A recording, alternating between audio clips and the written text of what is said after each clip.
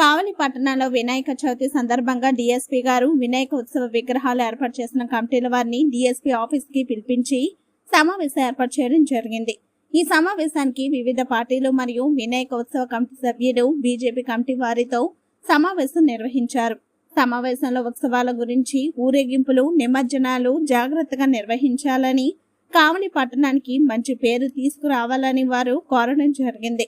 తదనంతరం డీఎస్పీ గారి ఆఫీసులో బీజేపీ కావలి పట్టణ అధ్యక్షుడు కుట్టుపోయిన బ్రహ్మానందం వినాయక చవితి ఉత్సవాల నిర్వహణ గురించి పట్టణ ప్రజలకు తగు సూచనలు, సలహాలు ఇవ్వడం జరిగింది. తప్పకుండా మన సంస్కృతి సాంప్రదాయాలను, సనాతన ధర్మాన్ని ఎవరైనా తప్పుదోవ పట్టిస్తే వారి మీద తగు చర్యలు తీసుకోవాలని, అందరూ కూడా కలిసిమెలిసి పండుగను జరుపుకోవాలని బీజేపీ పట్టణ అధ్యక్షుడు బ్రహ్మానందం తెలియజేశారు. ఇక్కడ సమావేశం జరిపి ఐజీ గారు, డిఎస్పీ గారు, ఎస్పీ గారు చెప్పిన సూచనలు, సలహాలను మా అందరికి కూడా తెలియజేయడం.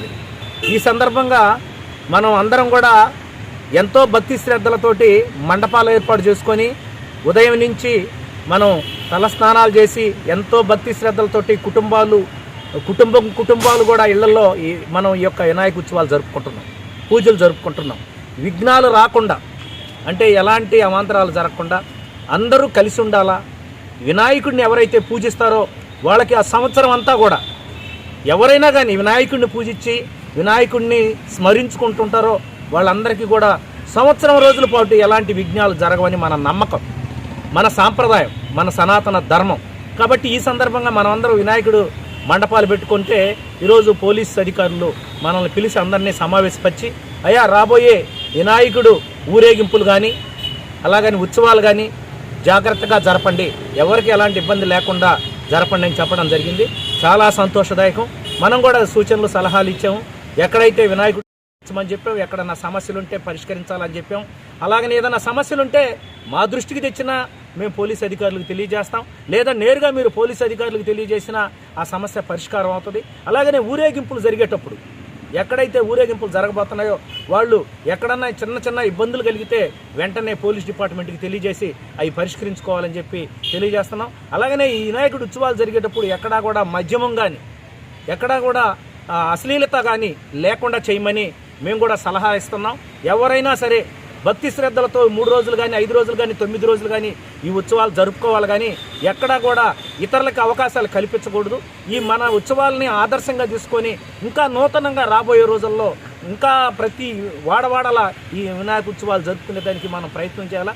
అదే ఎక్కడైనా కానీ మీకు ఎవరైనా ఇబ్బంది కలిగించినా, ఈ యొక్క వినాయకుడు ఉత్సవాలు జరుపుకునే చోట మిమ్మల్ని డిస్టర్బ్ చేస్తే వెంటనే మాకు కానీ లేదా పోలీస్ అధికారులకు కానీ మనం ఎవరికైనా తెలియజేస్తే వెంటనే కూడా అది పరిష్కరించేదానికి అవకాశాలు ఉంటాయి. కాబట్టి ఈ యొక్క 3 రోజుల పాటు జాగ్రత్తగా లైటింగ్ విషయాలు కానీ, ఎలక్ట్రికల్ షార్ట్ సర్క్యూట్లు జరగనీయకుండా జాగ్రత్తగా చూసుకోవాలా. అలాగనే ప్రతి ఒక్క కళ్యాణ మండపంలో చిన్న సీసీ కెమెరా పెట్టుకోమని సలహా ఇచ్చారు. కాబట్టి దాన్ని ప్రతి ఒక్కరు కూడా అమలు చేస్తే మంచిది. కాబట్టి ప్రతి మండపంలో కూడా ఒక సీసీ కెమెరా పెట్టుకోండి. మహిళలు వచ్చినప్పుడు గౌరవించండి. మహిళలు వచ్చినప్పుడు ఎవరైనా కానీ ఇబ్బందికరమైన వాతావరణాన్ని సృష్టించే వాళ్ళని గుర్తించి వాళ్ళకి తగిన సలహా ఇచ్చి, మర్యాద ఇచ్చి, గౌరవించి పంపించాలని చెప్పి మనం తెలియజేస్తున్నాం. కాబట్టి భారతీయ జనతా పార్టీ తరఫున ఈ వినాయక ఉత్సవాలు జరిపి ప్రతి ఒక్కరికి కూడా పేరున ప్రతి మండపానికి, ప్రతి గ్రామానికి, ప్రతి పట్టణంలో వీధిన మీకు శుభాకాంక్షలు తెలియజేస్తూ జాగ్రత్తగా జరుపుకోవాలని, నిమజ్జన సమయంలో కూడా జాగ్రత్తగా ఉండాలని. నిమజ్జనం జరిగేటప్పుడు సముద్రానికి వెళ్ళినా, గుంటకి వెళ్ళినా, వాగులకు వెళ్ళినా మనం తెలియని పిల్లలు కానీ ఉంటే మనం ఇబ్బందులు కలిగించిన గత చరిత్ర ఉంది. కాబట్టి ఎక్కడికక్కడ మన డిపార్ట్మెంట్ వాళ్ళకి కానీ తెలియజేస్తే వాళ్ళు కూడా మీకు సపోర్ట్ ఇస్తారు. అలాగనే సముద్రం దగ్గరికి వెళ్ళేటప్పుడు జాగ్రత్తగా పెద్దల సలహాలు, సూచనలు తీసుకోండి. ఆ స్థానికంగా ఎవరైతే పెద్దలు ఉంటారో, ఆ పెద్దల ఉత్సవ కమిటీలు ఉంటారో, కమిటీ వాళ్ళు కూడా జాగ్రత్తగా దీన్ని అనుసరించిపోవాలని చెప్పి మేము ఈ సందర్భంగా ప్రతి ఒక్కరికి తెలియజేస్తున్నాం. ఇప్పుడే కావాలి డిఎస్పీ గారు, వెంకటరమణ గారి ఆధ్వర్యంలో సమావేశం జరిగింది. ఈ సమావేశంలో వాళ్ళు సలహాలు ఇచ్చారు.